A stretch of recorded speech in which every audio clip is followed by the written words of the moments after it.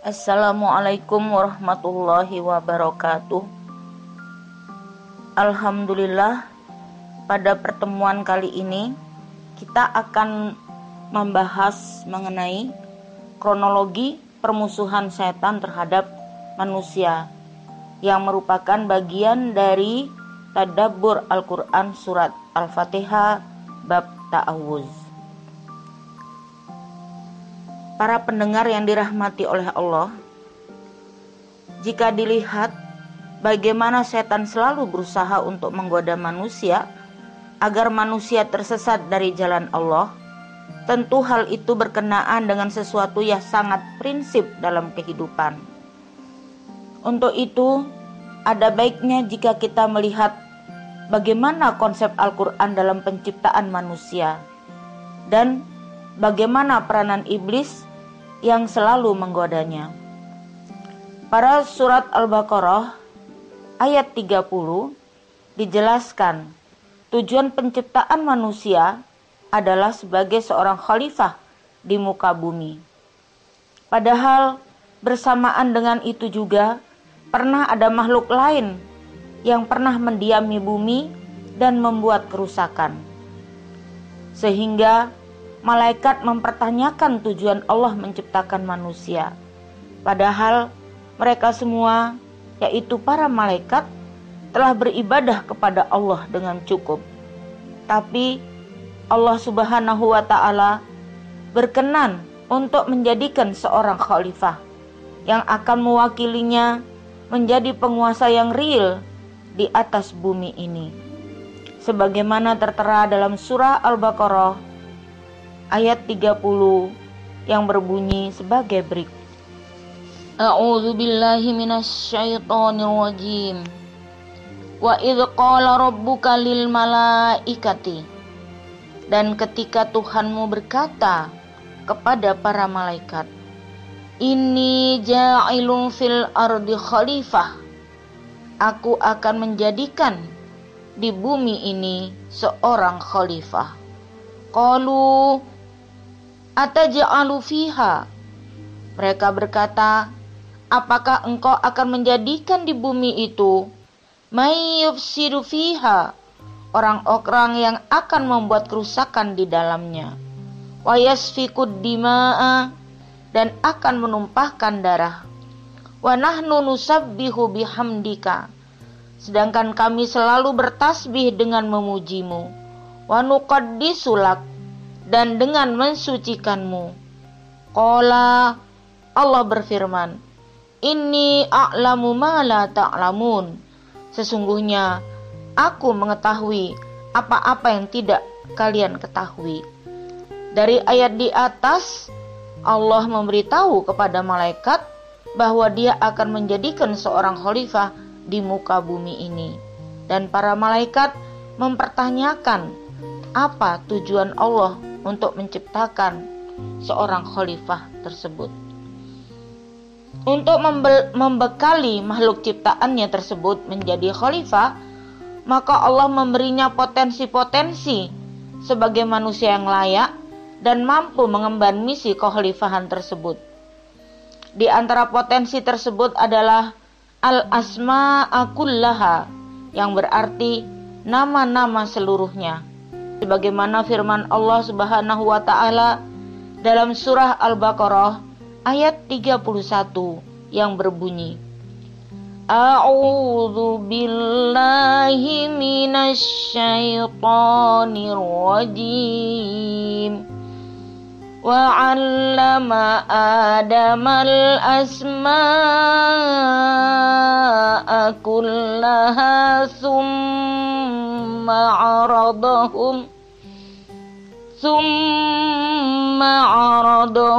'alal malaikati faqala ambi'uni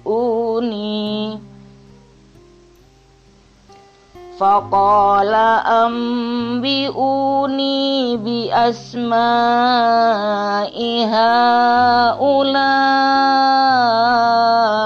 in kuntum shadiqin.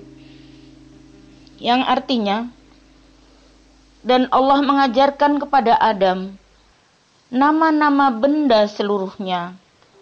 Kemudian mengemukakannya kepada para malaikat. Lalu berfirman, sebutkanlah kepadaku nama-nama benda itu, jika kamu adalah orang-orang yang benar. Pendengar yang berbahagia, pengertian al-asma dalam ayat tersebut menurut Ibnu Katsir adalah zat, sifat, dan perbuatan-perbuatan segala makhluk ciptaan Allah yang diajarkan kepada Adam dalam proses penciptaannya.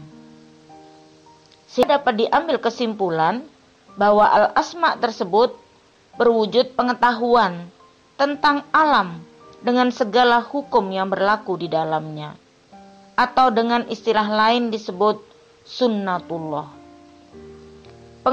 Pengetahuan tentang sunnatullah ini kemudian diajarkan Adam kepada anak cucunya di bumi untuk dijabarkan dan dikembangkan dalam kehidupan nyata di dunia ini. Penjabaran dan pengembangan sunnatullah itulah sekarang berupa ilmu pengetahuan dan teknologi. Selain pemahaman al-asma sebagai sunnatullah, dalam kata al-asma juga terkandung pengertian tentang asma Allah yang di dalam Al-Quran terkenal dengan nama Al-Asma'ul Husna, yang artinya nama-nama yang indah bagi Allah. Al-Asma'ul Husna menunjukkan sifat-sifat yang khusus bagi Allah, seperti Ar-Rahman, Ar-Rahim, Al-Quddus, Al-Alim, Al-Khaliq, Al-Hayyu, dan lain sebagainya. Menurut Hasan Langgulung, yaitu seorang pakar pendidikan dari Malaysia pada era tahun 1980-an, sifat-sifat Allah yang terdapat dalam Al-Asma'ul Husna tersebut telah ditanamkan dalam diri manusia sejak awal penciptaannya, berupa potensi-potensi pembawaan yang bersesuaian dengan sifat-sifat Allah tersebut, namun dengan kadar yang jauh lebih kecil. Hal tersebut, menurut Hasan Langgulung, tercantum dalam surat Al-Hijr ayat 29 yang berbunyi, "Fa-idza sawaituhu wa nafakhtu fihi mir ruhi faqa'u lahu sajidin." Yang artinya, maka apabila aku telah menyempurnakan kejadiannya, yaitu Adam, dan telah meniupkan kepadanya ruhku atau ruh ciptaanku, maka tunduklah kamu kepadanya dalam keadaan bersujud. Dari dua pengertian al-asma di atas, dapat difahami bahwa tugas manusia itu bersifat multidimensional, yang meliputi tugas kekhalifaan dan tugas kehambaan yang tidak dapat dipisahkan antara satu dengan lainnya. Karena Adam sebagai manusia pertama telah dibekali dengan berbagai macam ilmu pengetahuan oleh Allah, maka para malaikat disuruh untuk bersujud kepada Adam sebagai penghormatan atas kemuliaannya dan pengakuan atas kekhalifahannya. Namun iblis menolak untuk bersujud karena kesombongannya, sebagaimana tertera dalam surat Al-Baqarah ayat 34 yang berbunyi, A'udzu billahi minasy syaithanir rajim. Wa idz qulna lil malaikati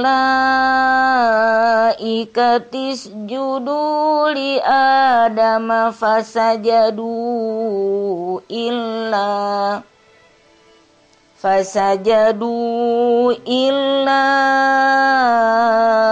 iblisa aba wastakbar aba wastakbara wa kana minal kafirin. Yang artinya sebagai berikut. Dan ingatlah ketika kami berfirman kepada para malaikat, sujudlah kamu kepada Adam. Maka sujudlah mereka kecuali iblis. Ia enggan dan takabur. Ia adalah termasuk golongan orang-orang yang kafir.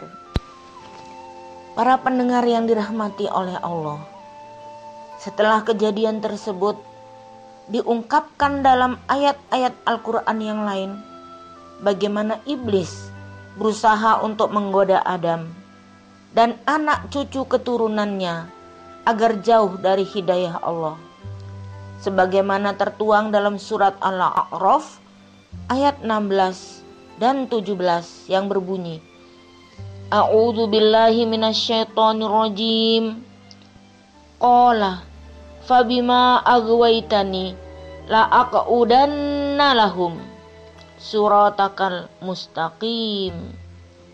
Iblis berkata, karena engkau telah menghukum aku tersesat, aku benar-benar akan menghalang-halangi mereka, yaitu manusia, dari jalanmu yang lurus. Summa la'atiyannahum mim baini aidihim wa min khalfihim.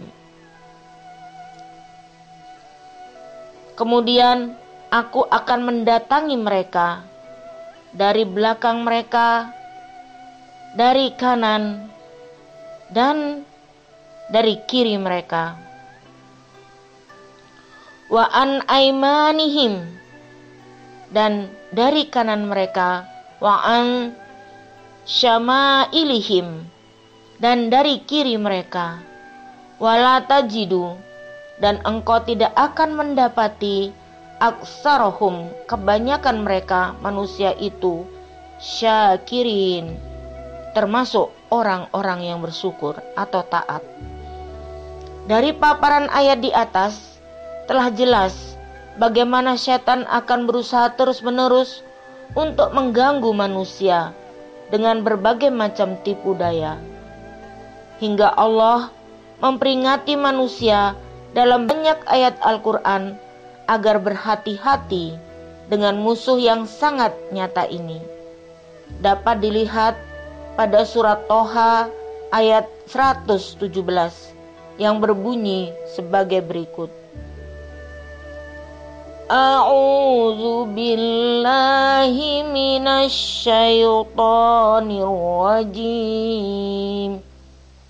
Faqulna ya Adamu inna hadza aduwwun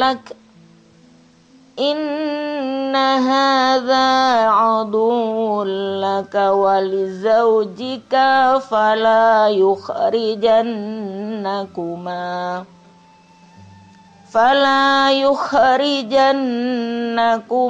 minal jannati fatasqa.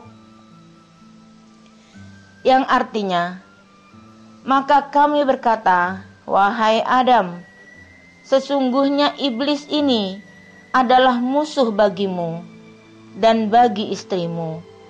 Maka janganlah sekali-kali ia mengeluarkan kamu berdua dari surga, yang menyebabkan kamu menjadi celaka.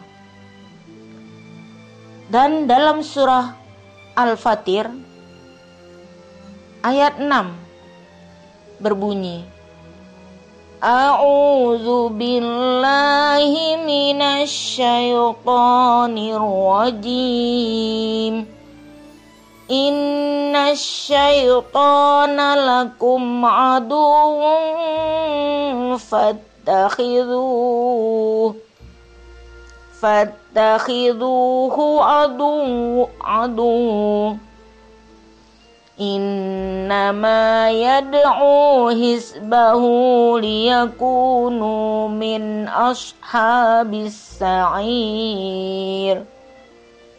Yang artinya, sesungguhnya setan itu adalah musuh bagi kalian, maka anggaplah ia musuh kalian. Karena sesungguhnya setan-setan itu hanya mengajak golongannya supaya mereka menjadi penghuni neraka yang menyala-nyala. Dan dalam surah Al-Isra ayat 53 juga berbunyi, A'udzu billahi minasyaitonir rajim. Kana lil insani aduwwum mubina. Sesungguhnya setan itu adalah musuh yang nyata bagi manusia.